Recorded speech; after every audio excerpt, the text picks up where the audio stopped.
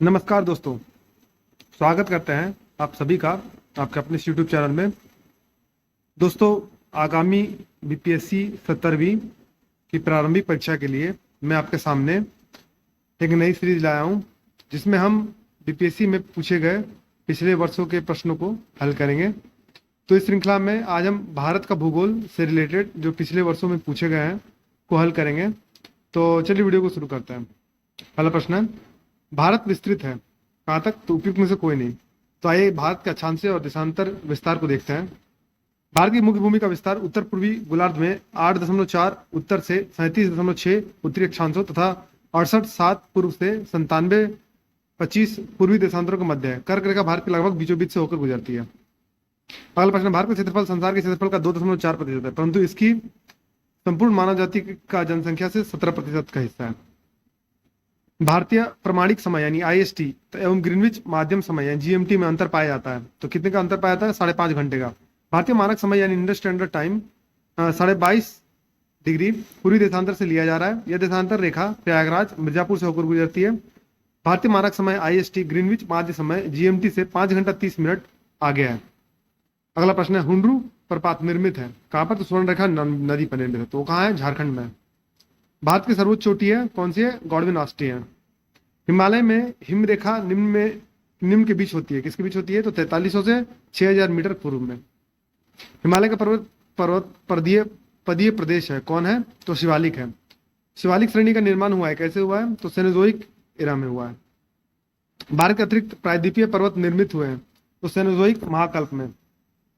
छोटा नागपुर पठार क्या है? एक अग्र गंभीर है। तो छोटा नागपुर पठार में विभिन्न ऊंचाइयों के पठारों का क्रम मिलता है। मध्य पश्चिमी भाग पर पाट भूमि स्थित है, जिसकी अधिकतम ऊंचाई 1100 मीटर मिलती है। इस पठार की प्रत्येक दिशा में सोपान मिलते हैं। पठार में ढाल तीव्र तीव्र स्कार्पो के रूप में पाए जाते हैं, अतः यह एक अग्र गंभीर है। भारत में भू आकारों की रचना के संबंध में निम्नलिखित कथनों पर मनन कीजिए। पहला कथन है, संरचनात्मक दृष्टि से मेघालय पठार दक्कन पठार का ही विस्तारित भाग है। कश्मीर घाटी की रचना एक समभिन्नति में हुई है। गंगा मैदान की रचना एक अग्र गर्त में हुई है। हिमालय की उत्पत्ति भारतीय प्लेट, यूरोपीय प्लेट तथा चीनी प्लेट के त्रिकोणीय अभिसरण के फलस्वरूप हुई है। तो कौन सा कथन सही है? तो पहला, दूसरा, तीसरा कथन सही है। निम्न में से कौन सा मेघालय पठार का अंश नहीं है? तो इसका सही आंसर है भुवन पहाड़ियां। इलेमनाइट जो कि भारतीय तटीय रेखा के साथ व्यापक रूप से वितरित है, किसका खनिज है? तो इसका सही आंसर है टाइटेनियम का। भारत की तट रेखा है, तो इसमें से कोई भी ऑप्शन सही नहीं है दोस्तों। भारत की मुख्य भूमि से लगे हुए कुल तट की लंबाई 5422.6 किलोमीटर है। मुख्य भूमि से दूर कुल तट की लंबाई 2094 किलोमीटर है। भारत की संपूर्ण तट रेखा अर्थात द्वीपों के साथ 7516 किलोमीटर है, अतः कोई भी विकल्प सही नहीं है। महाराष्ट्र एवं कर्नाटक में पश्चिमी घाट कहलाते हैं, क्या कहलाते हैं? तो सह्याद्री कहलाते हैं। अगला प्रश्न, वह दर्रा जो सर्वाधिक ऊंचाई पर अवस्थित है कौन सा? तो उपयुक्त में से कोई सा भी नहीं। आइए इसका देखते हैं। दिए गए विकल्पों में नाथुला सर्वाधिक ऊंचाई में अवस्थित है। नाथुला की ऊंचाई 14,450 फीट है यानी 4,404 मीटर है। जोजिला की ऊंचाई 11,578 फीट है। रोहतांग दर्रा की ऊंचाई 13,044 फीट है यानी 3,978 मीटर है तथा खैबर दर्रा की ऊंचाई 3,510 फीट है। परंतु भारत का सर्वाधिक ऊंचाई में अवस्थित दर्जा यांगजी दीवान यानी 5,890 मीटर है। चूंकि विकल्प में उपयुक्त में से कोई भी ऑप्शन सही नहीं है, अतः इस प्रश्न का उत्तर विकल्प ई होगा। अगला प्रश्न, लक्षद्वीप टापू अवस्थित है कहां पर? तो दक्षिण पश्चिमी भारत में। अगला प्रश्न, द्वीपों का समूह लक्षद्वीप क्या है? तो एक प्रवाल उत्पत्ति का है। लक्षद्वीप में कितने द्वीप है? तो इसका सही आंसर है 36। विदर्भ एक प्रादेशिक नाम है भारत में और यह कहाँ है? तो महाराष्ट्र का अंग है। निम्नलिखित में से किस राज्य में सर्वाधिक क्षेत्र वनों का अंतर्गत पाया जाता है? तो इसका सही आंसर है अरुणाचल प्रदेश। निम्नलिखित किस पहाड़ी पर पूर्वी घाट पश्चिमी घाट से मिलता है? तो इसका सही आंसर है नीलगिरी पहाड़ी। कन्याकुमारी से सटी पहाड़ियां हैं कौन सी है? तो कार्डमम पहाड़ियां हैं। क्षेत्रफल के क्रम में भारत के 3 बड़े राज्य हैं, तो इसका सही आंसर है राजस्थान, मध्य प्रदेश और महाराष्ट्र। भारत में जनसंख्या के अनुसार तीसरा एवं क्षेत्रफल में 12वां राज्य है कौन सा है? तो बिहार है। भारत में निम्नलिखित भागों में द्रविडियन प्रजाति मुख्यतः कहाँ केंद्रित है? जिसका सही आंसर है दक्षिण भारत में। निम्नलिखित में किस राज्य में जनजातीय समुदाय की पहचान नहीं की गई है? तो इसका सही आंसर है हरियाणा। भील जाति कहाँ पाई जाती है? तो इसका सही आंसर है महाराष्ट्र। निम्नलिखित में से जनजाति और राज्य की कौन सी जोड़ी सही नहीं है? तो इसका सही आंसर है टोडा केरल। टोडा जो है तमिलनाडु की जाती है दोस्तों, तो ये ऑप्शन सही नहीं है। निम्नलिखित नगरों में अलकनंदा एवं भागीरथी कहाँ मिलकर गंगा बनाती है? तो इसका सही आंसर है देवप्रयाग। भारत में यारलुंग जांगबो नदी को किस नाम से जाना जाता है? तो इसका सही आंसर है ब्रह्मपुत्र। तेल नदी निम्नलिखित नदियों में से किसकी एक सहायक नदी है? तो इसका सही आंसर है उपरोक्त में से कोई भी नहीं। तो तेल नदी महानदी की एक प्रमुख सहायक नदी है। तो आप देख सकते हैं दोस्तों, ऑप्शन में महानदी नहीं है। यह उड़ीसा राज्य की प्रमुख नदी है। महानदी की अन्य सहायक नदियों में शिवनाथ, जोंक, हंसदो, ईबी, मांड आदि है। निम्नलिखित में से कौन सी नदियां बंगाल की खाड़ी में गिरती है? तो इसका सही आंसर है ए और बी दोनों, यानी कि गंगा, ब्रह्मपुत्र और गोदावरी, महानदी कृष्णा और कावेरी। लूनी, नर्मदा, ताप्ती ये जो है अरब सागर में गिरती है। अगला प्रश्न, निम्नलिखित में से गंगा घाटी का भाग कौन सी उपनदी है? तो इसका सही आंसर है उपयुक्त में से कोई नहीं, उपयुक्त में से एक से अधिक। तो उत्तरी कोयल झारखंड से बहने वाली एक नदी है जो सोन नदी की एक सहायक नदी है। यह सोन नदी के दाहिनी तट पर मिलती है। सोन नदी दक्षिणी भाग में गंगा नदी में मिलने वाली दूसरी सबसे बड़ी यानी पहली यमुना सहायक नदी है जो पटना के पास गंगा में मिलती है। दक्षिणी कोयल नदी झारखंड और उड़ीसा में प्रभावित होती है। दक्षिणी कोयल नदी उत्तरी कारो नदी के साथ मिलकर कोयल नदी के रूप में प्रभावित होती है, जो उड़ीसा के साथ राउरकेला के पास शंख नदी से मिलकर ब्राह्मणी नदी के नाम से प्रभावित होती है। बराकर नदी दामोदर नदी की प्रमुख सहायक नदी है, जो झारखंड के कोडरमा पहाड़ से निकलकर हजारीबाग से होते हुए दामोदर नदी में मिलती है। दामोदर हुगली नदी से मिलती है। इस प्रकार बराकर उत्तरी कोयल गंगा नदी घाटी की उपनदी है, गंगा नदी घाटी की उपनदी है। इसलिए प्रश्न विकल्प सी ई सही है, यानी कि बराकर उत्तरी कोयल दोनों सही है इसमें। सोन और गंगा नदी पर संगम बिहार के किस राज्य में स्थित है? तो इसका सही आंसर है पटना। निम्न में से कौन सा शहर गंगा नदी के किनारे स्थित नहीं है? तो इसका सही आंसर है उत्तरकाशी। निम्नलिखित में से कौन सा एक सबसे सूखा स्थान है? तो इसका सही आंसर है लेह। अमृतसर एवं शिमला लगभग एक ही अक्षांश पर स्थित है, परंतु उनकी जलवायु में भिन्नता का कारण है। क्या कारण? तो उनकी ऊंचाई में भिन्नता। भारत की सर्वाधिक वर्षा मुख्यतः प्राप्त होती है कहां से? तो दक्षिण पश्चिमी मानसून से। मौसम विभाग के अनुसार दक्षिण पश्चिम मानसून से भारत की कुल वर्षा का लगभग 75% हिस्सा प्राप्त होता है। अगला प्रश्न, दोमट या लोम मिट्टी में मिट्टी का कौन सा कण मिलता है? तो इसका सही आंसर है सभी प्रकार के कण, यानी बालू कण, चिकना कण और पांसु कण। अगला प्रश्न, पौधों की सबसे अधिक पानी किस मिट्टी में मिलती है? तो इसका सही आंसर है चिकनी मिट्टी में। निम्नलिखित नहर प्रणालियों में से किससे बिहार के क्षेत्र में सिंचाई होती है? तो इसका सही आंसर है त्रिवेणी नहर। नीचे दिए गए कूट की सहायता से हरित क्रांति के घटक को चुनिए। तो इसमें सभी चारों है दोस्तों, यानी कि उच्च उत्पादन देने वाली किस्म के बीज, सिंचाई, ग्रामीण विद्युतीकरण और ग्रामीण सड़कें और विपणन, ये चारों जो है हरित क्रांति के घटक है। अगला प्रश्न, निम्नलिखित में से कौन सा एक कृषि में उत्पादकता बढ़ाने का रास्ता है? तो इसका सही आंसर है उपयुक्त में से कोई नहीं और उपयुक्त में से एक से अधिक। तो उपयुक्त विकल्पों में दिए गए सभी उपाय कृषि में उत्पादकता बढ़ाने के रास्ते हैं। भारत में 60 से 70 के दशक के बीच में बीज, खाद, सिंचाई, कीटनाशकों और पादप संरक्षण तकनीकों के उत्पादन, विकास और प्रयोग में वृद्धि हुई है। इसे देश में हरित क्रांति का सूत्रपात हुआ। यानी इसमें से सारे फैक्टर्स है जो कृषि की उत्पादकता को बढ़ाने में कारगर सिद्ध होते हैं। इंद्रधनुषीय क्रांति का संबंध है किससे? तो उपयुक्त सभी से, यानी हरित क्रांति से, श्वेत क्रांति से और नीली क्रांति से। काली क्रांति का संबंध है किससे? तो कच्चा तेल उत्पादन से। भारत का अधिकतम गेहूं उत्पादक राज्य कौन सा है? तो उत्तर प्रदेश है। सबसे ज्यादा गेहूं कहाँ पैदा होता है? तो इसका उत्तर प्रदेश में। भारत के किन राज्यों में गन्ना सबसे ज्यादा पैदा होता है? तो इसका सही आंसर है बिहार एवं उत्तर प्रदेश में। भारत के निम्न राज्यों में से किसे चीनी का कटोरा कहा जाता है? तो इसका सही आंसर उत्तर प्रदेश को। भारत में एकमात्र राज्य जो केसर का उत्पादन करता है कौन है? तो जम्मू एंड कश्मीर।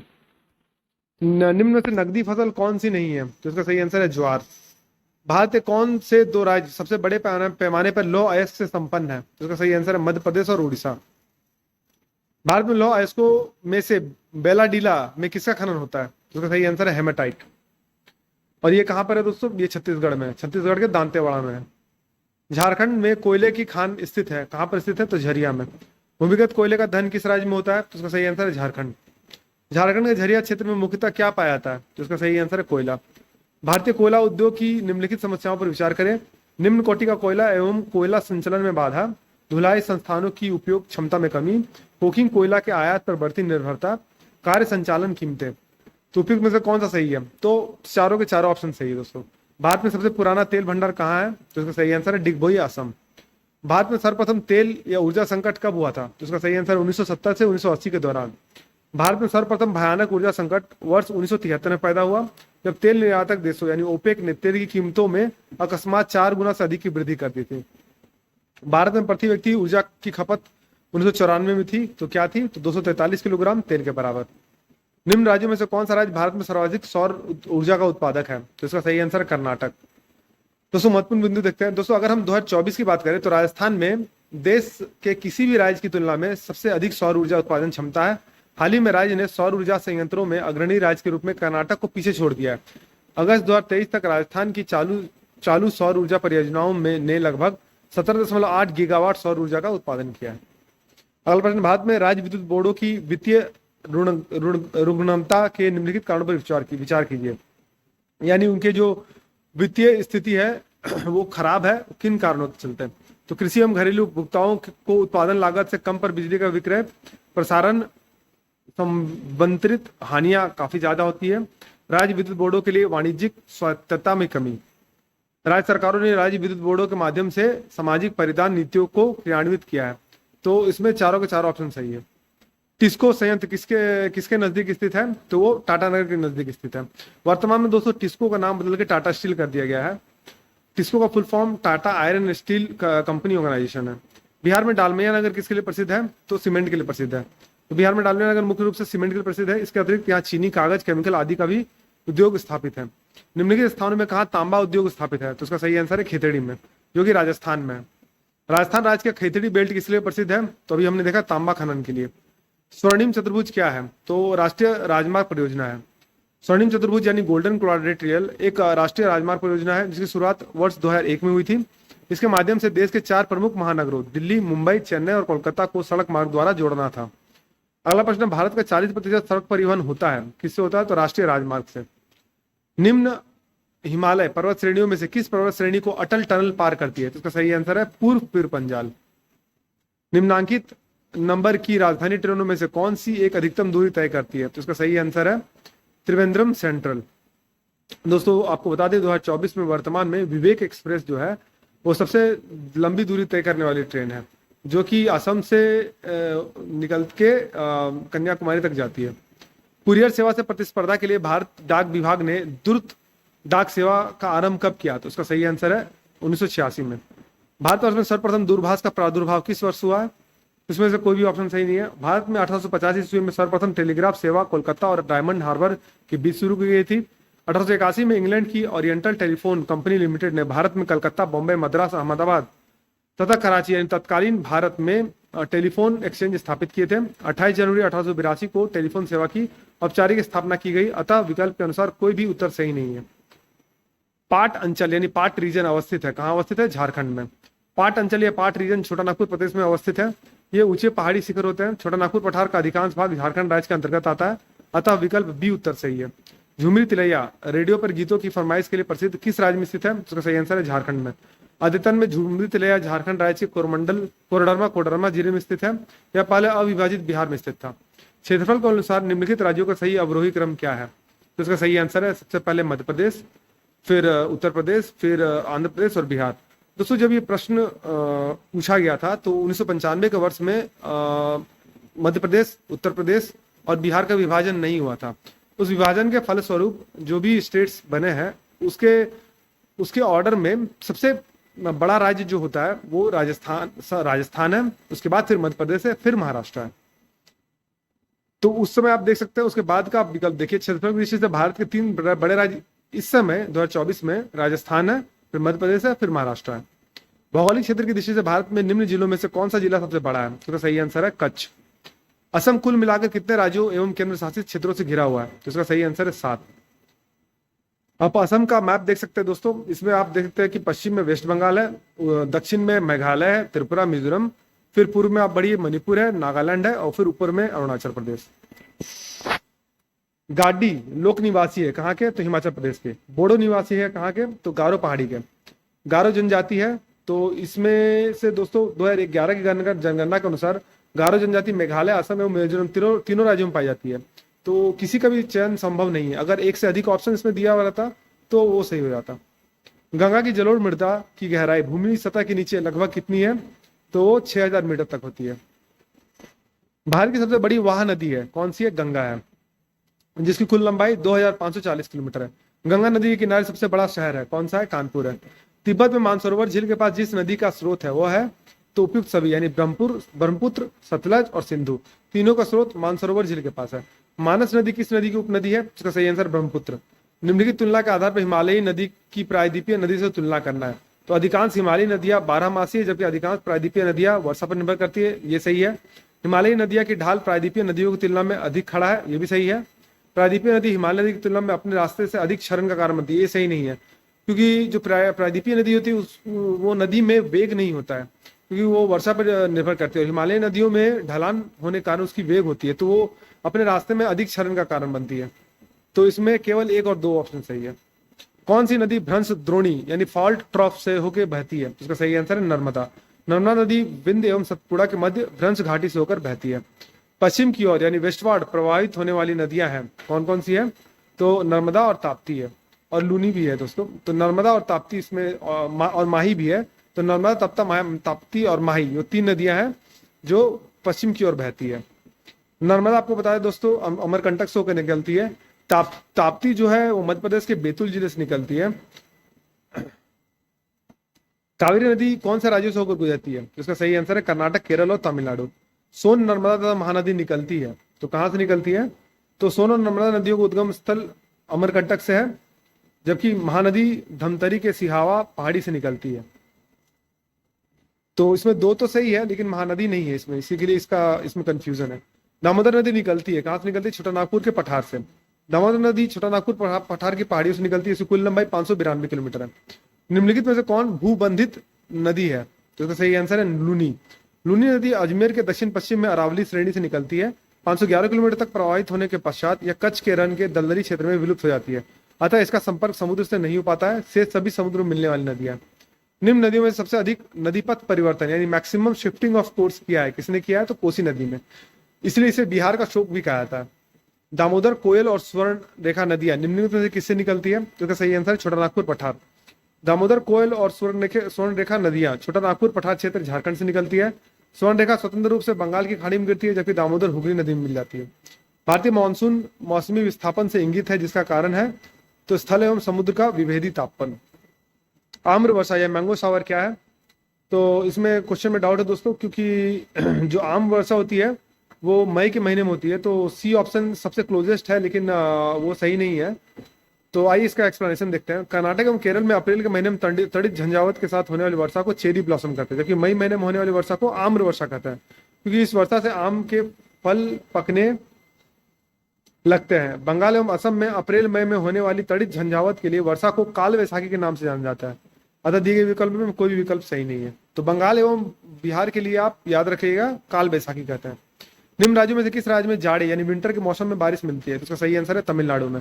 अक्टूबर नवंबर के महीने में उत्तर पूर्वी मानसून लौटते हुए मानसून से तमिलनाडु के तटवर्ती इलाकों में 65 से 75 सेंटीमीटर तक वर्षा होती है। चेरापूंजी अवस्थित है कहां पर? मेघालय राज्य में। चेरापूंजी भारत के पूर्वोत्तर राज्य मेघालय में स्थित है। मानसीराम से पहले विश्व में सर्वाधिक वर्षा वाला स्थान चेरापूंजी था। सूची 1 में प्रकृति का बताया, सूची 2 में प्रदूषकों को नाम दिया, आपको मैच करना दोस्तों।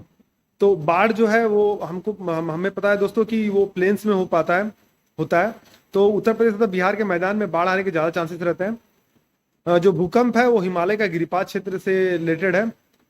जो सूखा है वो मध्य पूर्वी भारत, जो चंबल वाला इलाका है, झांसी का इलाका है, वहां पर होता है। और चक्रवात उत्तर प्रदेश, झारखंड तथा उत्तरी उड़ीसा यानी उड़ीसा के तट वाले इलाकों में ज्यादा संपन्न होता है। तो ए का पहला जो बाढ़ का इलाका है वो ए का तीसरा ऑप्शन सही है। अब हम देखते हैं इसके ऑप्शंस को।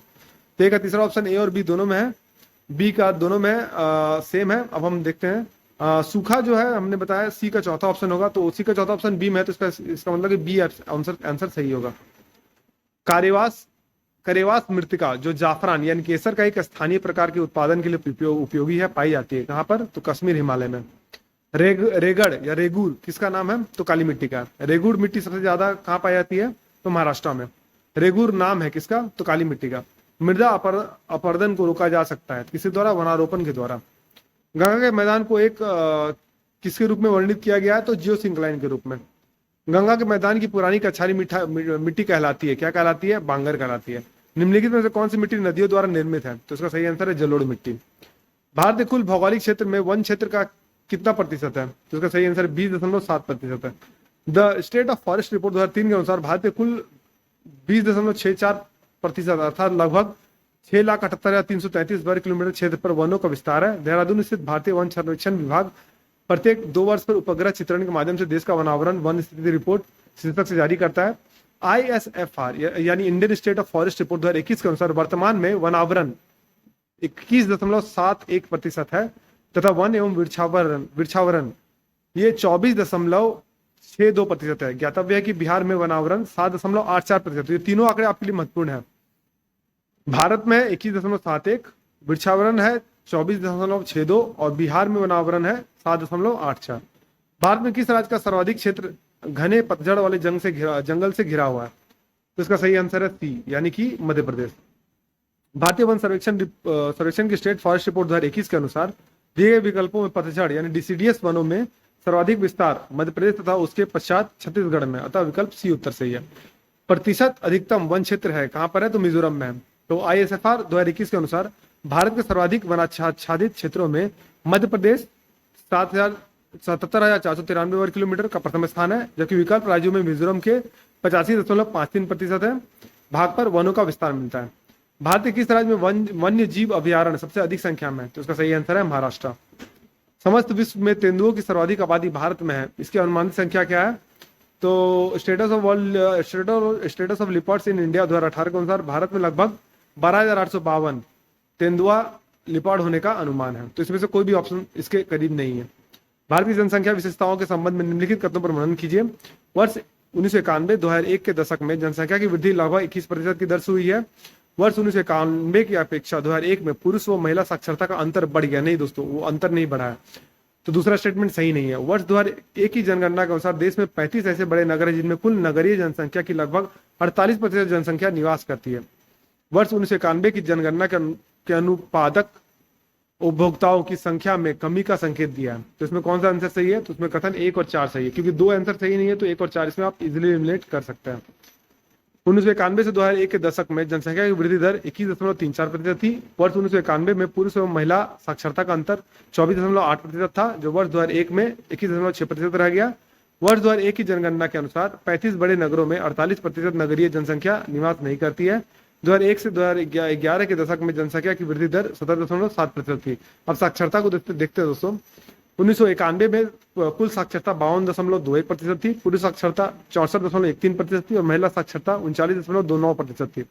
तो 2001 और 2011 में आप देख सकते हैं, अगर आप कंपैरिजन कीजिएगा दोनों के बीच का अंतर घटा है। आप अंतर को देख सकते हैं सबसे लास्ट वाले कॉलम में। 2011 की जनगणना के अनुसार भारत की कुल जनसंख्या में नगरीय जनसंख्या का प्रतिशत था लगभग कितना था? तो वो था 31%। तो वर्ष 2011 की जनगणना के अंतिम आंकड़ों के अनुसार भारत की कुल जनसंख्या में नगरीय जनसंख्या 31.2% तथा ग्रामीण जनसंख्या 68.8% है। अगला प्रश्न, सारण सिंचाई नहर निकलती है कहां से? तो गंडक से। गंडक परियोजना के अंतर्गत गंडक नदी पर त्रिवेणी घाट के पास एक 740 मीटर लंबा बैरेज बनाया गया है, जिससे कुछ नहरें निकाली गई है, जिनमें से एक सारण सिंचाई नहर भी है। अगला प्रश्न, त्रिवेणी नहर में किस नदी से पानी आता है? तो उसका सही आंसर है गंडक। भाखड़ा नांगल एक संयुक्त परियोजना है किसकी? तो हरियाणा, पंजाब, राजस्थान की। भाखड़ा नांगल बांध किस नदी पर बनाया गया है? तो इसका सही आंसर है सतलज नदी पर। किस नदी पर शिव सुंदरम जलप्रपात अवस्थित है? तो इसका सही आंसर है कावेरी। पट्टी सीमा परियोजना निम्नलिखित में से किन नदियों के एकीकरण से जुड़ी है? तो इसका सही आंसर है कृष्णा एवं गोदावरी। हीराकुंड बांध तैयार किया गया है कहां पर? तो महानदी पे। मेथॉन, बेल पहाड़ी और तिलैया बांध किस नदी पर बनाया गया है? तो इसका सही आंसर है बराकर नदी पे। निम्नलिखित में से कौन सी एक मीठे पानी की झील है? तो इसका सही आंसर है उपयुक्त में से एक से अधिक, यानी कि इसमें लोकतक लेक जो मणिपुर में है और वुलर जो जम्मू एंड कश्मीर में, दोनों मीठे पानी की झीलें हैं। भारत में कौन सी कृषि वित्त यानी एग्रीकल्चर फाइनेंस का स्रोत नहीं है? तो इसका सही आंसर है इनमें से कोई नहीं। कृषि में युगम पैदावार का आशय डैश को उगाने से है। इसका सही आंसर है विभिन्न मौसमों पर 2 फसल। तो दोस्तों पिछले वाले क्वेश्चन में तीनों के तीनों है, क्वेश्चन में स्रोत नहीं है ये पूछा है। भारत में द्वितीय हरित क्रांति के संबंध में क्या सही है? इसका लक्ष्य हरित क्रांति से पूर्व ही लाभान्वित हो चुके क्षेत्रों में गेहूं एवं चावल के उत्पादन में और वृद्धि करना है। इसका लक्ष्य हरित क्रांति से अब तक लाभान्वित न हो सके वाले क्षेत्रों में बीज, पानी, उर्वरक की तकनीक का विस्तार करना है। इसका लक्ष्य हरित क्रांति के प्रारंभ में प्रयुक्त हो चुकी फसलों को छोड़कर अन्य फसलों के उत्पादन में वृद्धि करना है। इसका लक्ष्य पशुपालन, सामाजिक वानिकी तथा मत्स्य पालन के साथ शस्योत्पादन का समाकलन करना है। तो इसका सही आंसर है 2 और 4 सही है, यानी चौथा आंसर तो सही है, साथ ही साथ दूसरा आंसर सही है, पहला और तीसरा आंसर सही नहीं है। भारत में द्वितीय हरित क्रांति का लक्ष्य हरित क्रांति से अब तक लाभान्वित न हो सके वाले क्षेत्रों में बीज, पानी, उर्वरक तकनीक का विस्तार करना है तथा पशुपालन, सामाजिक वानिकी तथा मत्स्य पालन के साथ शस्योत्पादन का समाकलन करना है। नकदी फसल में सम्मिलित नहीं है, कौन सम्मिलित नहीं है? गेहूं सम्मिलित नहीं है। नकदी फसलों यानी कैश क्रॉप के अंतर्गत गन्ना, शुगर केन, कपास, जूट, तंबाकू, तिलहन प्रमुख है। गेहूं की फसल नकदी फसल ना होकर खाद्य फसल है। स्वतंत्रता प्राप्ति के बाद से भारत ने सर्वाधिक प्रगति की है, कहां पर की है? तो गेहूं के उत्पादन में। प्रमुख खाद्य फसल है कौन सी है? तो चावल है। भारत के चावल के कटोरे के क्षेत्र का नाम बताएं। तो इसका सही आंसर है कृष्णा गोदावरी डेल्टा क्षेत्र। खेती के अंतर्गत क्षेत्र के अनुसार भारत में सबसे महत्वपूर्ण खाद्य फसल कौन सी है? तो इसका सही आंसर है चावल। भारत में कौन सी फसल सर्वाधिक क्षेत्र में बोई जाती है? तो इसका सही आंसर है मूंगफली। भारत का सबसे बड़ा कपास उत्पादक है कौन है? तो महाराष्ट्र है। गन्ने के उत्पादन में राज्यवार घटते क्रम है कौन से है? तो उत्तर प्रदेश, फिर महाराष्ट्र, फिर तमिलनाडु, फिर कर्नाटक। शुष्क भूमि के लिए सर्वाधिक उचित फसल कौन सी है? तो इसका सही आंसर है मूंगफली। भारत का सबसे बड़ा रबर उत्पादक राज्य है कौन सा है? तो केरल है। निम्नलिखित में से भारत का कौन सा राज्य रबर के उत्पादन में अग्रणी है? तो इसका सही आंसर है केरल। भारत सर्वश्रेष्ठ उत्पादक एवं उपभोक्ता है किसका? तो प्रश्न काल में भारत विश्व में चाय एवं दाल का सबसे बड़ा उत्पादक तथा उपभोक्ता देश था। FAO food and agricultural organization के वर्ष 2020 के आंकड़ों के अनुसार भारत विश्व में चाय का दूसरा, पहला चीन है बड़ा उत्पादक है और सबसे बड़ा उपभोक्ता है। वहीं दूसरी तरफ भारत दाल के उत्पादन उपभोग में प्रश्नकाल वर्तमान तक अग्रणी स्थान पर बना हुआ है। अतः वर्तमान संदर्भ में इस प्रश्न का उपयुक्त उत्तर दाल होगा। अगर हम वर्तमान के संदर्भ में कहें तो ये 1994 के संदर्भ में इसमें से कोई नहीं होगा। अभी के संदर्भ में दाल सबसे बड़ा है। निम्नलिखित में से किस पहाड़ी पर चाय बागान नहीं है? तो इसका सही आंसर है गिरनार। निम्नलिखित कॉफी उत्पादक क्षेत्रों में से कौन सा क्षेत्र कर्नाटक में नहीं है? तो इसका सही आंसर है पुलनेज नहीं है, जबकि चिकमंगलूर, कुर्ग और बाबा बुदानगिरी है। भारत अपनी आवश्यकता से अधिक उत्पादन करता है, क्या उत्पादन करता है? चाय का। भारत का सर्वाधिक पटसन उत्पादक राज्य है कौन सा है? तो पश्चिम बंगाल है। भारत के राज्यों में से जूट उत्पादन की दृष्टि से बिहार का क्या स्थान है? तो इसका सही आंसर है द्वितीय स्थान है। एल्युमिनियम का सबसे महत्वपूर्ण अयस्क है कौन सा है? तो बॉक्साइट है। निम्नलिखित भारतीय राज्य में लौह अयस्क उपलब्ध नहीं है, तो इसका सही आंसर है पंजाब में। भारत के किस राज्य में चांदी उपलब्ध होती है? तो इसका सही आंसर है इसमें से कोई भी नहीं। इंडियन मिनरल्स ईयरबुक 2020 के अनुसार भारत में चांदी के प्रमुख उत्पादक राज्य इस प्रकार है राजस्थान और कर्नाटक है। तो इस ऑप्शन में कोई भी आंसर नहीं है। निम्न खनिजों में से किस खनिज के उत्पादन में भारत विश्व में अग्रणी है? तो इसका सही आंसर है इसमें से कोई भी नहीं है, एक से अधिक। तो वर्ष 2019 में अभ्रक का सबसे बड़ा उत्पादक ब्राजील, तांबा का सबसे बड़ा उत्पादक चिली, जिप्सम का सबसे बड़ा उत्पादक संयुक्त राज्य अमेरिका और लौह अयस्क का सबसे बड़ा उत्पादक ऑस्ट्रेलिया है। तो इसमें से कोई भी ऐसा अयस्क नहीं है जिसका भारत में सबसे ज्यादा उत्पादन होता है। भारत का कौन सा राज्य सर्वाधिक अभ्रक उत्पादन करता है? तो इसका सही आंसर है झारखंड। तो इंडियन मिनरल्स ईयरबुक 2004 के अनुसार भारत में अभ्रक के 3 प्रमुख उत्पादक राज्य इस प्रकार है आंध्र प्रदेश, राजस्थान तथा झारखंड। तो सिंस दोनों ऑप्शन में नहीं है तो इसमें झारखंड सही आंसर होगा। भारत में खनिज उत्पादन में समृद्ध राज्य पहचानिए, तो इसका सही आंसर है बिहार। दोस्तों 1994 में प्रश्न पूछा गया, उस समय बिहार का विभाजन नहीं हुआ था, तो झारखंड, वर्तमान झारखंड बिहार में सम्मिलित था, तो उसके हिसाब से फिर बिहार आंसर सही होगा। तो 2023 के अनुसार भारत में खनिज उत्पादन 2023 राज्यवार नवीनतम रिपोर्ट बताती है कि उड़ीसा भारत में शीर्ष खनिज उत्पादक है, तो देश के कुल खनिज उत्पादन में लगभग आधे का योगदान देता है। उड़ीसा के बाद भारत के अन्य राज्य भी खनिज उत्पादन में योगदान करते हैं, वो क्रमशः छत्तीसगढ़, केरल, राजस्थान, झारखंड और फिर बाद में अन्य राज्य हैं। कोयला उत्पादन में राज्यवार घटता क्रम है कौन सा है? तो बिहार, मध्य प्रदेश तथा पश्चिम बंगाल। तो प्रश्नकाल में क्रमशः अविभाजित बिहार, अविभाजित मध्य प्रदेश और पश्चिम बंगाल कोयले के अग्रणी उत्पादक राज्य थे। वर्तमान में इंडियन मिनरल ईयरबुक 2019 के अनुसार भारत के अग्रणी कोयला उत्पादक राज्य निम्न प्रकार से है। छत्तीसगढ़ है, फिर उड़ीसा है, फिर झारखंड है। कोरबा कोयला क्षेत्र अवस्थित है कहां पर? तो छत्तीसगढ़ में। पश्चिमी सिंहभूम में स्थित चिरिया की सबसे प्रसिद्ध विशेषता क्या है? तो लौह अयस्क खनन के लिए। किस खनिज से रेडियम प्राप्त किया गया था? तो इसका सही आंसर है पिच ब्लेड से। रेडियम रेडियो एक्टिव रासायनिक अवयव है, इसका प्रतीक आरए है, इसे यूरेनियम अयस्क पिच ब्लेड से प्राप्त किया गया है। भारत में पहला पनबिजली यानी हाइड्रो पावर स्टेशन शक्ति केंद्र आरंभ हुआ है कहां पर? तो शिव समुद्रम में। भारत में ऊर्जा उत्पादन एवं उपभोग के संबंध में निम्नलिखित में से कौन सा कथन सही नहीं है? तो सी ऑप्शन सही नहीं है। भारत में उत्पादित कुल व्यावसायिक ऊर्जा में गैर पारंपरिक ऊर्जा स्रोतों का योगदान 1% से कम है, ये सही नहीं है। वर्तमान में कतिपय लौह इस्पात संयंत्र पश्चिमी तट से होकर आयोजित किए गए हैं। इस उद्योग की ऐसी अवस्थिति का प्रमुख कारण क्या है? तो गोवा एवं मध्य प्रदेश के कुछ भागों में उच्चतम श्रेणी के लौह अयस्क निक्षेपों का मिलना था तथा इस क्षेत्र से इस्पात की निर्यात की तुलनात्मक सुविधा थी।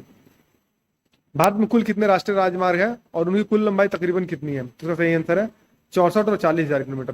दोस्तों ये जो डाटा है 1992-93 का है। तो 31 मार्च 2019 की स्थिति के अनुसार भारत में कुल 599 राष्ट्रीय राजमार्ग है। वार्षिक रिपोर्ट 2021-22 के अनुसार देश में राष्ट्रीय राजमार्ग की कुल लंबाई 1,40,995 किलोमीटर है, तो आप इसे याद रखिएगा। भारत में सबसे पहले रेल मार्ग तैयार हुआ था कहाँ पर? तो 1853 ईस्वी में। बड़ी लाइन की दो पटरियों के बीच की दूरी कितनी होती है? तो इसका सही आंसर है 5.5 फीट। रेल मार्ग चौड़ाइयां यानी पटरियों के मध्य दूरी की दृष्टि से 3 भाग में विभक्त किया गया है। मीटर गेज यानी दोनों पटरियों के मध्य 1 मीटर की दूरी होती है। चौड़ी या बड़ी लाइन दोनों पटरियों के मध्य 1.676 मीटर यानी कि 5.5 फीट की दूरी होती है। और छोटी लाइन पटरियों के मध्य 762 मिलीमीटर या 610 मिलीमीटर की दूरी होती है। मरमगांव पत्तन स्थित है कहाँ पर? तो गोवा में। भारत का 13वां प्रधान बंदरगाह किस राज्य में स्थापित किया जाने वाला है? उसका सही आंसर है महाराष्ट्र में। भारत का 13वां प्रधान बंदरगाह महाराष्ट्र राज्य में स्थापित किए जाने का निर्णय केंद्रीय मंत्रिमंडल ने 5 फरवरी 2020 को लिया है। यह बंदरगाह महाराष्ट्र में दहानू के निकट वधावन में स्थापित किया जाएगा। इस परियोजना की अनुमानित लागत लगभग 65,544.54 करोड़ रुपए होगी। सुल्तानपुर बर्ड सेंचुरी स्थित है कहाँ पर स्थित है? तो गुड़गांव में। सुल्तानपुर राष्ट्रीय उद्यान यानी पूर्व सुल्तानपुर पक्षी अभयारण्य हरियाणा के गुड़गांव यानी गुड़गांव जिले में स्थित है। अंटार्कटिका में भारत के तृतीय शोध केंद्र का नाम क्या है? तो इसका सही आंसर है भारती। दक्षिण गंगोत्री अंटार्कटिका में भारत का पहला अनुसंधान केंद्र है। इसकी स्थापना वर्ष 1983-84 में की गई थी। भारत ने अपना दूसरा अनुसंधान केंद्र मैत्री की स्थापना वर्ष 88-89 में की थी। अंटार्कटिका में भारत का तृतीय अनुसंधान केंद्र भारती है। भारती की स्थापना वर्ष 2012 में की गई है। निम्नलिखित में से किस क्षेत्र में प्रवाल भित्ति नहीं पाई जाती है? तो इसका सही आंसर है कैम्ब्रिज की खाड़ी में। दोस्तों अगर आपको ये वीडियो पसंद आया तो वीडियो को लाइक कीजिए, चैनल को फॉलो कीजिए और बेल नोटिफिकेशन को प्रेस कर दीजिए ताकि मैं इसी तरह के इंपॉर्टेंट अपडेट्स आपके साथ साझा करता रहूं। आपके फॉलो किए जाने पे मुझे बहुत उत्साह मिलता है ताकि मैं इसी तरह के वीडियो आपके साथ लाता रहूं। तो वीडियो में बने रहने के लिए धन्यवाद। मिलते हैं आपसे अगले वीडियो में।